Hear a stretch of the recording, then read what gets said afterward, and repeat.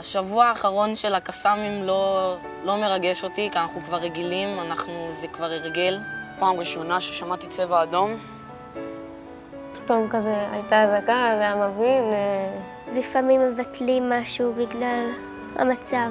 לא ידעתי כל כך מה לעשות, כי בהתחלה די הייתי בשוק, ראיתי את זה רק בטלוויזיה, בכל הכתבות, ולא באמת האמנתי שזה אמיתי.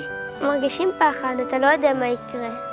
רצנו מיד לאיזה מחסה בטון כזה, לא ממש מוגן. אז רצתי, חשבתי שזה ברמה ממש גבוהה שיש... שהקסאם הולך ליפול פה, לא באמת ידעתי.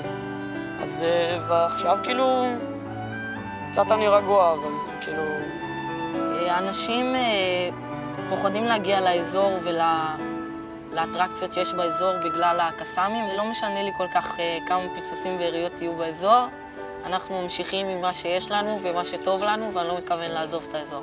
אנחנו מודעים למצב ואנחנו מקווים שיהיה שלום כמה שיותר מהר.